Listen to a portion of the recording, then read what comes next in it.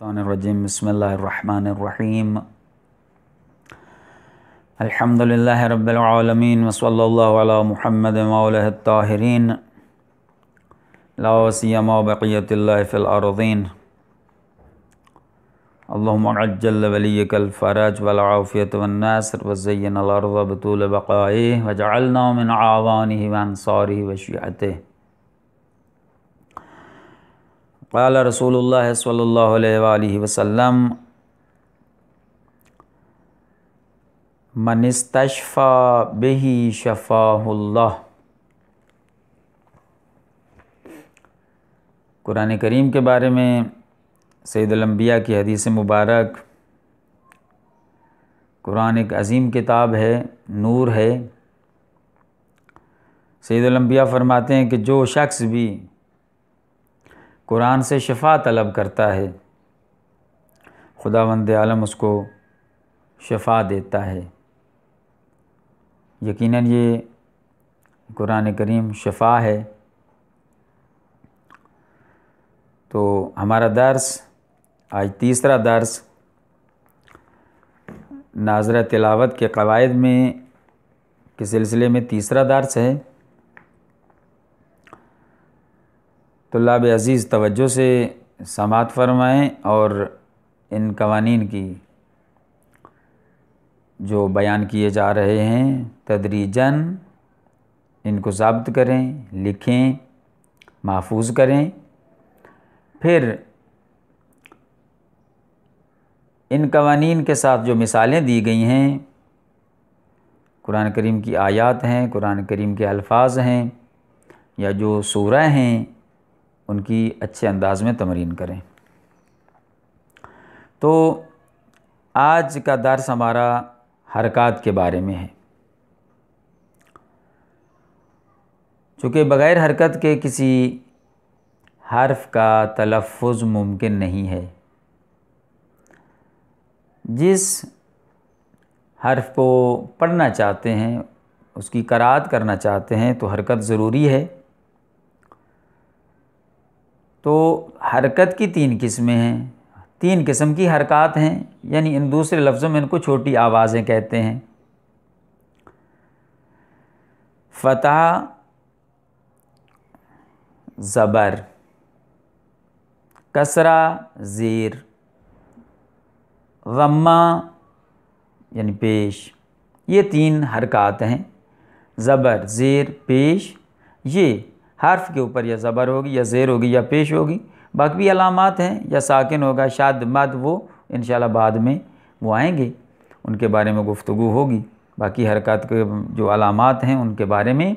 तो हमारी गुफ्तगू है इन तीन के बारे में, ज़बर, ज़ेर और पेश के बारे में। ये बिल्कुल सादा सा है और आम फहम बात है कि ज़बर, ज़ेर और पेश, लेकिन थोड़ी सी अमीक बात इसमें यह है, अहम नुक्ता इसमें यह है कि ज़बर को ज़बर क्यों कहते हैं, फ़तह को फ़तह क्यों कहते हैं, कसरा को कसरा क्यों कहते हैं और ज़म्मा को ज़म्मा क्यों कहते हैं। इनकी इल्लत को हमने बयान करना है और ये इनकी अलामत को किससे लिया गया है। ये फ़तह की अलामत किसकी तरफ मायल, कौन सा कोई हर्फ है जो इस पर दलालत करता है जिससे ये ज़ाहिर होती है। इसी तरह कसरा और ज़म्मा है। लिहाजा हमने ये समझना है और इसके जो तमरीन के सिलसिला में, मश्क के सिलसिला में जो अल्फाज आएंगे उसी तरह उसको छोटी आवाज़ में, जितनी उसकी मिकदार है उससे ज़्यादा लंबा करके नहीं पढ़ना। तो सबसे पहले फ़तहा, फ़तहा ये अलामत ज़बर है, ये ज़बर इसको कहते हैं उर्दू में। इस फ़तहा को लफ्ज़ किससे लिया गया, असल में फ़तहतुन से लिया गया है। फ़तहा का माना है फ़तहतुन यानी खोलना। क्या मतलब, जब ये हरकत जिस हर्फ पर भी होती है पढ़ते वक्त मुंह खुल जाता है, इसका माना है खोलना। कैसे, किस तरह इसको लिया गया, ये कवायद को पेश मद्देनज़र रखते हुए ये ता जो आखिर में फ़तहतुन में है, ये सुकून की हालत में हाय साकना में बदल जाती। जब वक्फ़ करेंगे मसलन फ़तहतुन, इसको फ़तहा पढ़ेंगे तो ये ता हा में बदल जाएगी। अच्छा, इसके बाद चूँकि ये ज़बर की आवाज़ अलिफ़ की आवाज़ से मिलती जुलती है, वाज़ेह है कि आ कहते हैं अलिफ़, तो अलिफ़ और ज़बर की आवाज़, फ़तह की आवाज़ आपस में मिलती जुलती है। एक इस शक्ल के बनाने के लिए अलिफ़ से मदद ली गई है। इस शक्ल को, इसकी शक्ल यानी ज़बर की, ज़बर चूँकि वो एक तिरछी अलिफ़ है और सीधी अलिफ़ से मदद ली गई है इससे को बनाने के लिए। अब क्या हुआ, ये अलिफ़ और ये ज़बर जो, चूँकि ये फ़तहा और ज़बर ये अलिफ़ के मुशाबे है, उससे हम शक्ल रखती है। अलिफ़ से मदद लेंगे तो फिर क्या करेंगे, हुरूफ के ऊपर छोटा अलिफ़ लिखेंगे और उसको तिरछी सूरत में लिखेंगे, सीधा नहीं लिखेंगे बल्कि ऐसे तिरछा अलिफ़ लिखेंगे। तो ये है अलामत ज़बर, फ़तह की अलामत है। तो पता चला कि लफ्ज़ फ़तहा फ़तहतुन से लिया गया है, ता को हज़फ किया गया, ता जो हा वक्फ़ की सूरत में हा साकना में बदल गई, और इससे फिर हम अलिफ़ की मदद से अलिफ़ से लेंगे, चूँकि अलिफ़ से इसकी शक्ल मिलती जुलती है। फिर उस हर्फ़ के ऊपर अलिफ़ लिखेंगे सीधा, फिर उसको तिरछा करके लिखेंगे ताकि वो अलामत ज़बर बन जाए। और उससे चूँकि जब अलामत फ़तहा हरकत फ़तहा वो फ़तह पढ़ेंगे, ज़बर पढ़ेंगे, तो उसमें अलिफ़ की खुशबू आनी चाहिए। इतना ज़्यादा उसको लंबा ना किया जाए बल्कि एक मिक़दार तक उसको उस तरह पढ़ा जाए जो हम इसमें जब तमरीन करेंगे तो उसमें इंशाअल्लाह ये आपको के लिए वाज़े हो जाएगा। अब ये अलामत फ़तह जब हर्फ के ऊपर है ज़बर, तो पढ़ते वक्त होंठ खुल जाते हैं। मसलन अब देखें, हासादा, आमारा, काताबा, माकारा। अब इसको लंबा नहीं करना उसे, क्योंकि छोटी आवाज़ें का माना यही है कि उसको एक हद तक, एक मिक़दार तक उसको खींच सकते हैं। नाज़ाला, फ़ाला, साला, फ़हाशारा, लज़ाहबा, फ़खराजा, मनाअका, शाजरतुन, वक़ज़फ़ा, फ़जअला, वसदक़ा, आक़बतुन, ज़लमका, फ़जमअ, वख़सफ़ा, फ़नज़रा, राजअका, ववजदका, जअल लका, फ़अदलका। इसी तरह और भी मिसालें बहुत ज़्यादा हैं फ़तह की। सूरह फातिहा पढ़ते वक्त आप जितने हरूफ हैं जिनके ऊपर ज़बर है वो फ़तह है, उसको भी पढ़ते वक्त यानी उनको उसी मिक़दार, उतनी ही मिक़दार उसको खींच के पढ़ सकते हैं जितना बयान किया गया है, बताया गया है। चूँकि छोटी आवाज़ है तो मसलन अल्हम्दु, आ नहीं पढ़ सकते, बा ज़बर, बा नहीं पढ़ सकते, इसको ज़्यादा लंबा नहीं पढ़ सकते चूँकि छोटी आवाज़ है। इसके बाद है कसरा। कसरा उर्दू में ज़ेर को कहते हैं। ये कसरतुन से, इस अलामत को कसरतुन से लिया गया है। इसका माना है टूटना,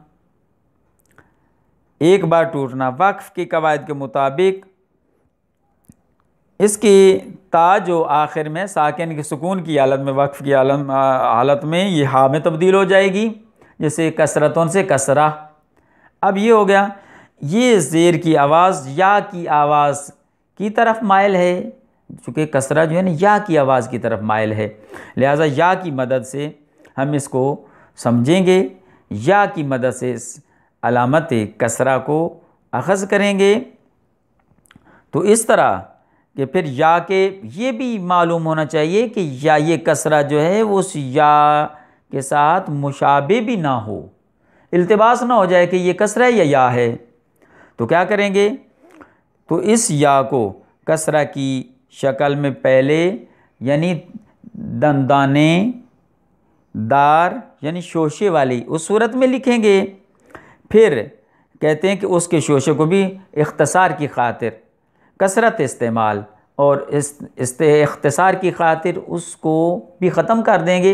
एक तिरछी सूरत में वो एक अलिफ जो तिरछी सूरत में वो या से बचेगी, वो एक शोशा वो बाकी रहेगा, उसको कहते हैं कसरा यानी ज़ेर। ये अलामत जिन हर्फ के नीचे होगी उसको पढ़ते वक्त होंठों की हालत, ये होंठों में शिकस्तगी पैदा हो जाएगी। यानी उसको फिर इस तरह पढ़ेंगे हम, मसलन इरामा, शाहिदा, आबाती, मालिकी, रादिफा, इबिली, आखदत, आखदा, आखदती, ललाबिसा, बिशारारी, फ़आलिमा, वाक़अतिल वाक़िआ, फ़साइका, बलगती, ताबिअका, आशरती, नाफ़अती, बियदिका, बिइसमी, आमिलत, राजिलिका, आफ़ा आमिना, लिखज़ानाती, बलगनी, आफ़ा हासिबा। ये यानी कसरा जो ज़ेर है इसको ज़्यादा मिकदार खींच के नहीं पढ़ना कि उसमें या पैदा हो जाए, बल्कि इसमें छोटी आवाज़ है, इसको उतनी अपनी मिकदार में ही इसको पढ़ना चाहिए, उससे ज़्यादा नहीं पढ़ना चाहिए। इसके बाद है ज़म्मा, तीसरी यानी उन हरकत में से, हरकत की 3 किस्में थी, उन उसमें से तीसरी किस्म ज़म्मा। अल्लाह ये जो अलामत ज़म्मा है उर्दू ज़ुबान में इसको पेश कहते हैं। ये ज़म्मा को ज़म्मतुन से लिया गया, सुकून की हालत में ये ता जो हा में बदल गई तो बन गया ज़म्मा। अब ज़म्मतुन से ज़म्मा बन गया। अब ये जो आवाज़ है ये माइल है वाव की तरफ, चूँकि ज़म्मा की और पेश की आवाज़ माइल होती है वाव की तरफ। इस शक्ल को ज़ाहिर करने के लिए वाव से मदद लेगी, इस शक्ल को कि ये जो वाव है वाव से मदद ली गई, और ये असली वाव और इस अलामत ज़म्मा के दरमियान इश्तिबा भी ना हो, इल्तिबास भी ना हो, इससे बचने के लिए क्या किया गया, हर्फ के ऊपर छोटी सी वाव की सूरत में इसको लिखा गया। इस अलामत हरकत ज़म्मा को यानी पेश को, उस जिस हर्फ के ऊपर ये ज़म्मा है पेश है उसके ऊपर छोटी सी वाव, ताकि वो वाव जो एक मुकम्मल हर्फ है हुरूफ तहज्जी में उसके साथ इसका इल्तिबास ना हो, इस तरह इसको लिखा गया। पढ़ते वक्त ये ज़म्मा की हरकत को और पेश को पढ़ते वक्त क्या होता है, होंठ गुंचा की शक्ल इख्तियार करते हैं, उसमें गोल हो जाते हैं। जैसे ये हम तमरीन करते हैं तो उसमें जैसे ओखारा, आगे आता है काबूरा, उज़ूना, कुतुबिन, याइज़ु, फुतिहत, रसूली का, लक़ुदिया, उनुके का, उमुरी का, सताजिदु, अल्हम्दु, फतुबिआ, आज़ुदा का, नूरिया का, फ़क़ुतिआ, आइज़ु का, आहदु, आहदहुम, वहुमिलत, फ़बासरु का, याइदुकुम।